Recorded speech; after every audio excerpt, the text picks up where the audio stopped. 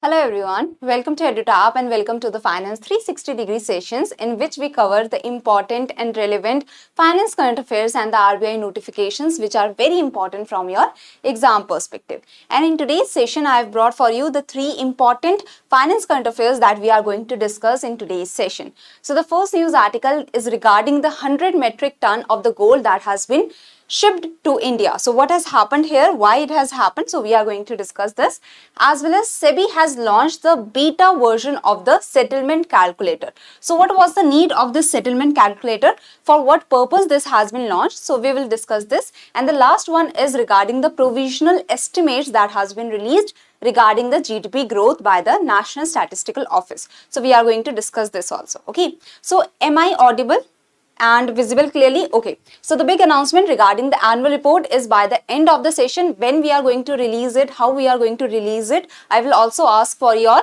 suggestions. But yes, soon we are preparing the annual report and it will be released soon.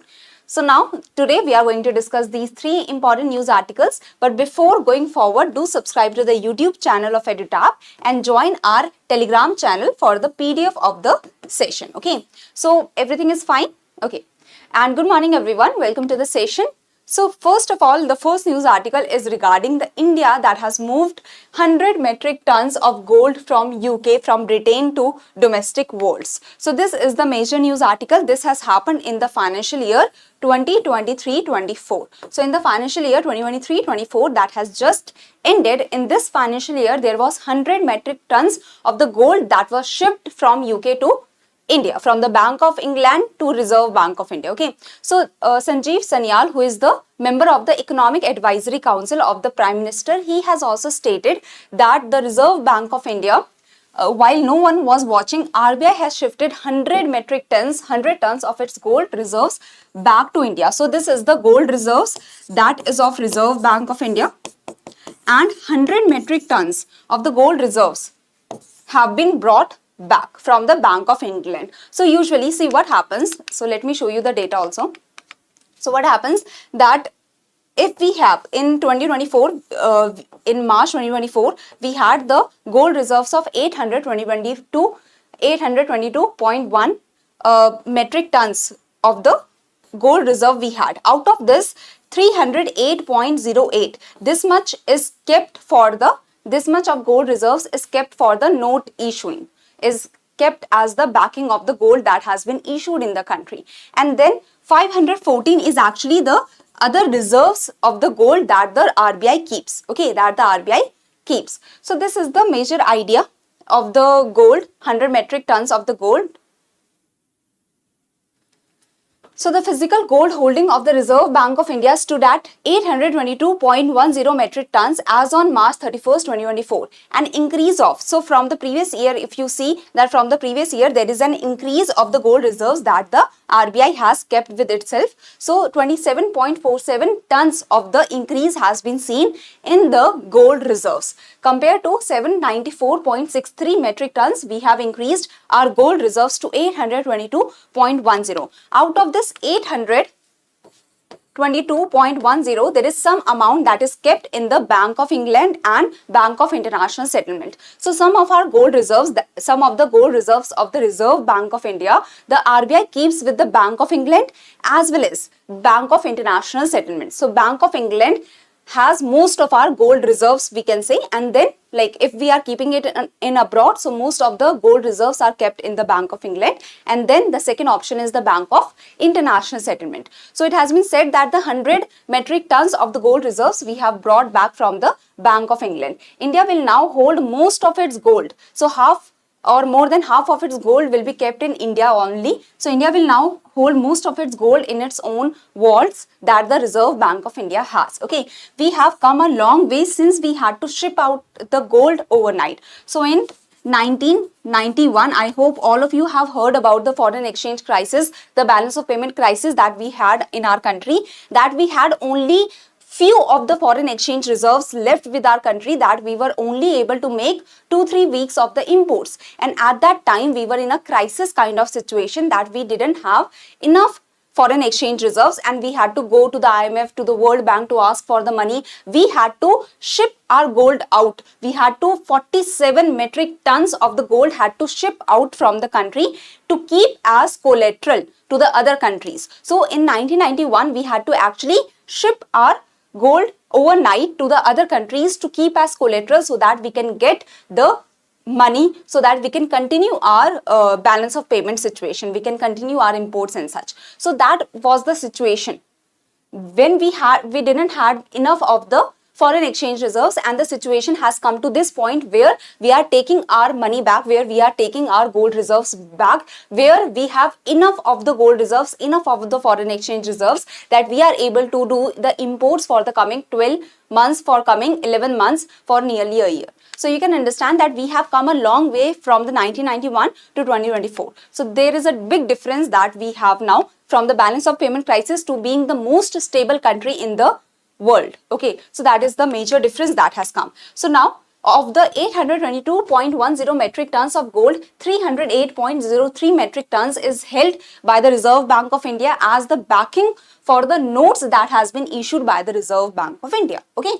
then last year's so that has been an improvement. In the last year, you can see that we only had 301.09 metric tons of gold as the backing of the rupees, as the backing of the notes. Now the backing has increased. Okay, as well as this is the gold reserves, that is actually the asset of the banking department. This is the extra gold that we have as the asset, So before we had only 493.54, now it has increased to 514.07. Okay, so the balance 514.07 metric tons is held as the asset of the banking department of the Reserve Bank of India, and out of this 514.07, 100 metric tons held in India and 413.79 metric tons are held abroad, and 413.79 metric tons that are held abroad, they are being kept in the Bank of England majorly, and some reserves are also being kept in the Bank of International Settlement. So I hope you have understood the differentiation.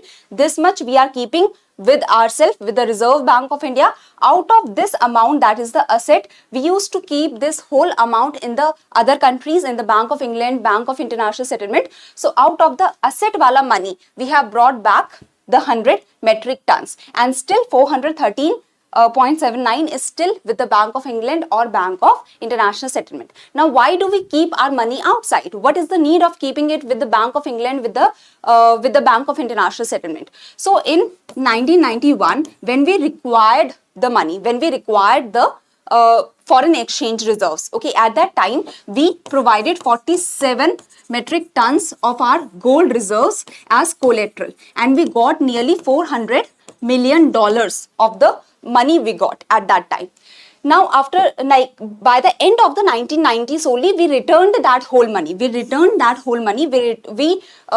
चुकता कर दिया हमने loan, जो हमने loan लिया था, we had paid back that loan. Okay, so we got our gold reserves back also, we got our collateral also, but there was a big trouble that we had much of the gold reserves. Okay, we were keeping huge gold reserves with ourselves. So there was the problem of safekeeping. So the country decided, as well as various countries around the world, they keep their gold reserves with the Bank of England, because the Bank of England is considered one of the most safest of the banks to keep the gold reserves. So even India keep the money there, keep the gold reserves in the Bank of England, because for the safekeeping purposes, for the purpose of the safety. Okay, so do Reserve Bank of India doesn't have good vaults? So in Reserve Bank of India also have vaults in which we keep our gold reserves also, but the Bank of England is considered more safer. But you can see that we are getting more trust, we are trusting more in our vaults now, and we are bringing back the gold reserves slowly and slowly. So this is the first leg of the transaction that has happened, the shipping that has happened, that you can understand. So we have started to trust our vaults more, and the Bank of England, that is considered one of the most safest of the bank to keep the gold reserves, now we are bringing back the gold from there. One another reason of keeping the gold reserves in the Bank of England is that they have the most developed gold market. So anytime if you want to give your gold as collateral and take the huge amounts of money, so you can do that, because the Bank of England has a developed gold market. Okay, so that is one of the reasons also that we keep our gold with the Bank of England. But slowly and slowly we have started trusting our economy more, and we have started to bring the money back. In 2009, India had bought 200 metric tons of the gold from IMF. So slowly and slowly we have started to increase our gold reserves. So from the previous year, you can understand that we have increased our gold reserves by 27 metric tons nearly. Okay, gold in India is typically held in the vaults in RBI's old office building on Mumbai's Mint Road as well as in the Nagpur. So these are the places, the Mumbai's Mint Road and the Nagpur. In these offices, the gold of the country is being kept. Okay, now coming to the second news article, that the SEBI has launched the beta version of the settlement calculation. So first of all, what is the settlement? Why is the need for the settlement? So according to the settlement mechanism, an alleged wrongdoer, let's say that some mutual fund or let's say some stockbroker, they have not followed the norms, or they have broken some rules and regulations. So they are the alleged wrongdoers that have broken the rules and regulations of the SEBI, of the Securities and Exchange Board of India. So now they are in the trial.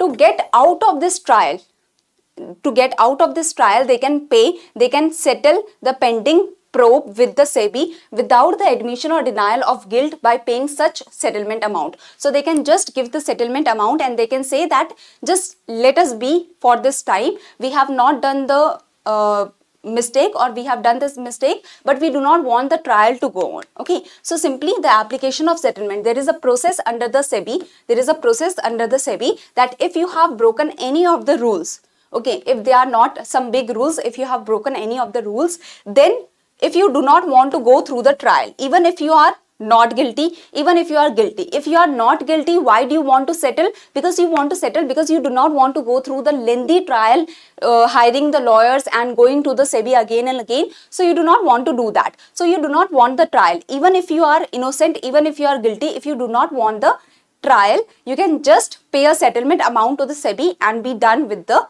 case. So that is the idea of the settlement calculator, okay, or the settlement that happens. So a person against whom any specified proceedings have been initiated by the SEBI or are pending or may be initiated later on may make an application to the board of the SEBI in the form specified, and through that application they can say that okay, we are not admitting that we have done this mistake, we are not denying the mistake also, but we do not want to go through this trial, so just let us settle the payment. Okay, so this can happen. So now the SEBI has made this settlement process a little more easier through the settlement calculator. So in order to simplify and provide more transparency in the process of arriving at the indicative settlement amount. So let's say that the stockbroker, that is Zerodha, or stockbroker, that is Grow, they have done some kind of mistake.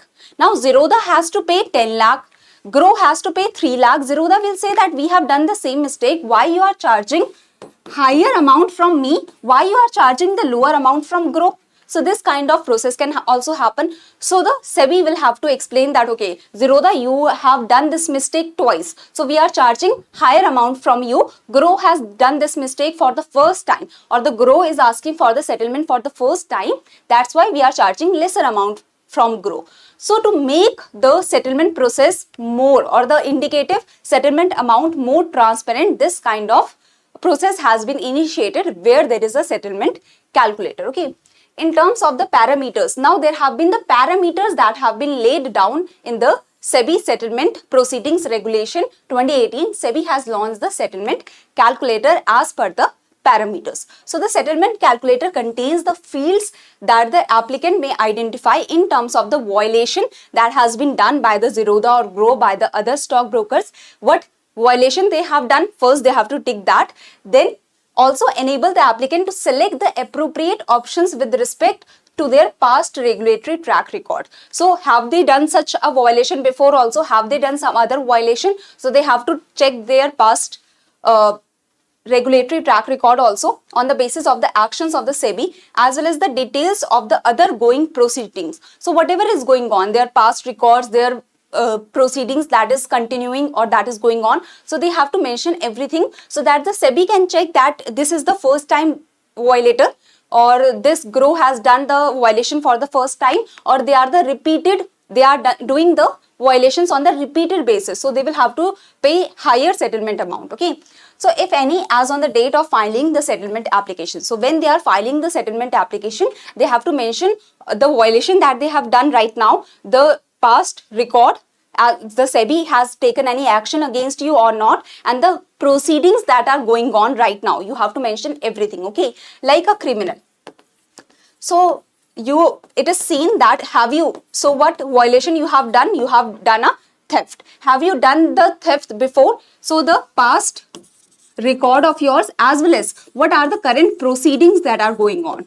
Okay, let's say there are other proceedings that are going on, so that also you have to give the record of. Similarly, in the settlement calculator also you have to give the records. Okay, next is, so here further, even if an indicative settlement amount, so let's say that the settlement amount, the settlement calculator, after calculating, after gauging all the parameters, the calculator is saying that this Zerodha has to pay 5 lakh rupees or 10 lakh rupees. So it can be increased, the amount can be modified, increased or decreased basis on the board. Okay, so further, even if an indicative settlement amount is arrived from the calculator, the SEBI settlement committee has the discretion to modify the amount. Okay, however, SEBI's high-powered settlement committee will arrive at the settlement amount in cases where the formula for the calculating of the indicative amount are inapplicable. So in some cases where the violation is a very big violation, so maybe the settlement calculator is not designed for that. So in that case, the high-powered settlement committee will be taking the decision. Okay. Next is, so we have seen that to simplify and provide more transparency in the process of the settlement amount, this kind of process has been brought. In the process, it has been clearly mentioned that the indicative amount shall not be less than rupees 3 lakh for first time applicants that have done the violation for the first time, or rupees 7 lakh for others, as the case may be. So the amount cannot be less than 3 lakhs for the first time applicants. Who are the first time applicants?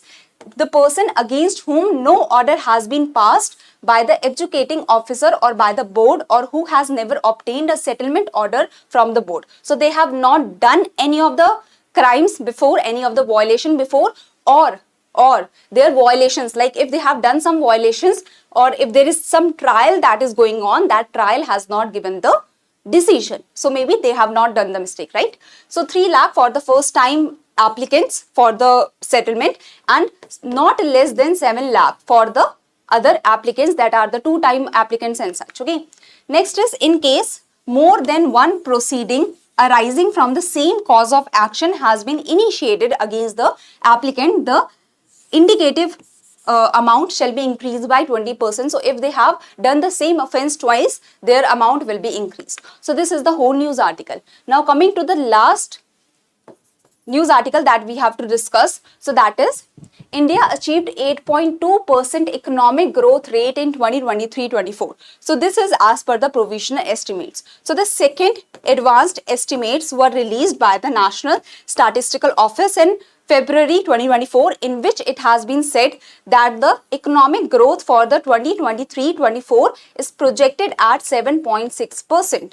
Okay, at that time the fourth quarter data was not released. So this was the projection that was made at that time. But now the fourth quarter data of the 2023-24 has also been released, and now the projection that has been made, the provisional estimates that has been released by the NSO. So this estimates have been released on 31st May 2024. So they are the most recent of the estimates of the NSO. So now the NSO is saying that not 7.6% but 8.2%. So India achieves 8.2% of economic growth rate in 2023-24, aided by a greater than expected expansion of the fourth quarter. So in the fourth quarter, there is a expansion that has happened by 7.8%. That's why, taking into account the data of the fourth quarter also, the growth rate has improved from 7.6% to 8.2% as per the NSO, like the projections have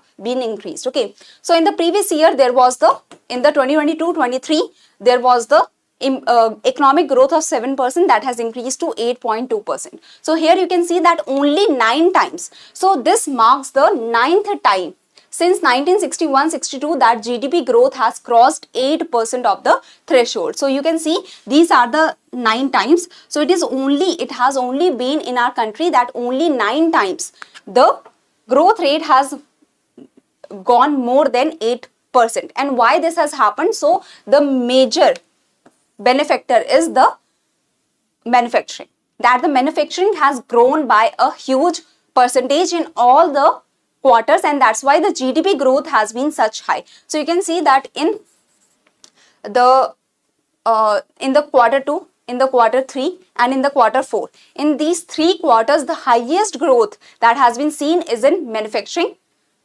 So that's why is in manufacturing, and that's why it is said that the manufacturing is the one that has led to such high growth rate of 8.2% that is projected for 2023-24, because the manufacturing has been continuously increasing and has been continuously high, not increasing. It has dipped in quarter 3 and quarter 4, but it has remained high as compared to the other sectors in all the 3 quarters, in the later 3 quarters. So I hope this is understandable that in the later 3 quarters, the manufacturing has led the economic growth to be 8.2% in 2023-24. Any confusion here? So this is the last article that we had to discuss, news article. So any confusion, anyone?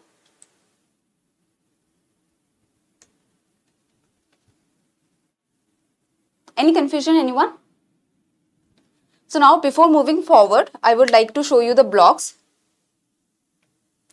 So if you go to edutap.co.in, here you go to the free material, you will go to the blog. So in the blog, there is the complete information that is being provided to you regarding the examination. So you can check the exam information, the strategy, the job profile, the courses, the success stories. So you can know about different examinations. You can know about different examinations, and you can know about the in-depth knowledge of the particular exam. So if you want to know about the RBI grade B, so you can see that if you go to the exam information, you can get the complete exam information regarding the RBI grade B, the analysis, the cutoff, the eligibility and such. If you go to strategy, you will get the strategy for different components for the examination. Okay, so you can see that government schemes, if you want to prepare for current affairs, how to prepare. So the strategy has been provided to you. Even if you want to know about the success stories, that how the toppers have achieved their dream, so what strategy they have adopted, so you can see that. You can also get to know about the courses that we are offering. Okay,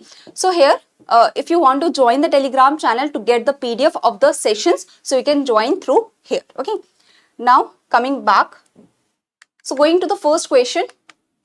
Now before going to the first question, I want to take the suggestion from you that you want that I divide the annual report in 2 parts and we do the part 1 and part 2, or do you want me to have a big one session only on the annual report? So should I divide the report in 2 parts, part 1 and part 2, or should I take a single session, but that session will be very lengthy? Previously it was of 1 hour half, like 1.5 hours. But this time the data points are more, there are more analysis part that has happened, so it might take 2 hours also. So do you want 1 part or do you want 2 parts? In 2 parts? So you can tell me in the comment section below, because I was thinking of taking it in 1 session so that you can find it very easily. But if you want me to have it in 2 parts, like 1 hour sessions each, so I can take it in 2 parts.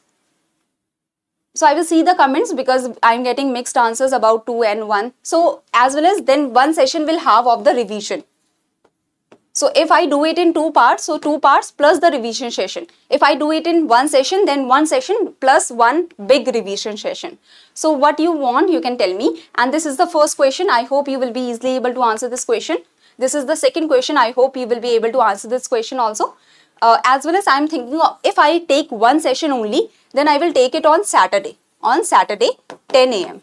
Okay, so even if you are working, even if you are not working, you will be able to join the session. Okay, so Saturday 10 a.m. So this will be if I take 1 session. Okay, so that will be on Saturday.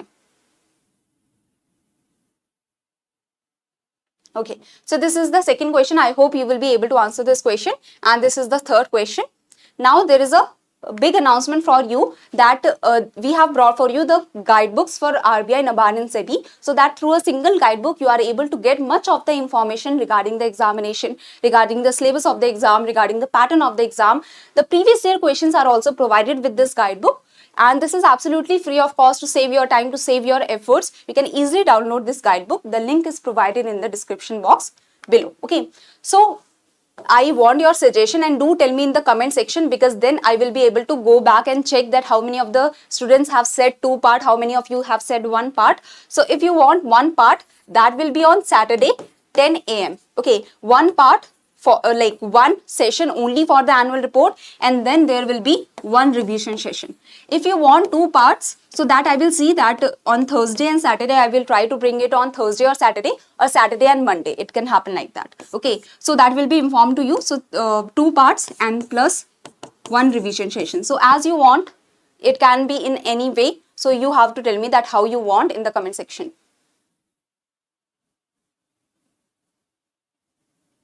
पढ़ लिया गौरव, I think you have joined the session late, so पढ़ लिया है. If you want to check the session, start from the start of the session, right? Do not just jump into the end of the session, because this session has been ended. If you want to comment down below, you can comment down below that how you want the session for the annual report. Okay, so thank you very much for joining the session. You're most welcome, Ritika. And yes, you can tell me in the comment section. I will see that how many of you want, because I have started preparing the annual report. I just want to see that how you want it. I have taken only 1 session in the previous year, so that was also a good session, but I will see that how much how you people want it. Okay, so you're most welcome, Sorish. Thank you for joining the session, everyone, and see you on Thursday. You're most welcome, Nitya. You're most welcome, Lucifer. You're most welcome, Priya. And okay, so do comment down below in the comment section so that I can see all the comments, and thank you very much for joining the session. You're most welcome, Arjun AFS. Thank you for joining. You're most welcome, Bharti. Okay.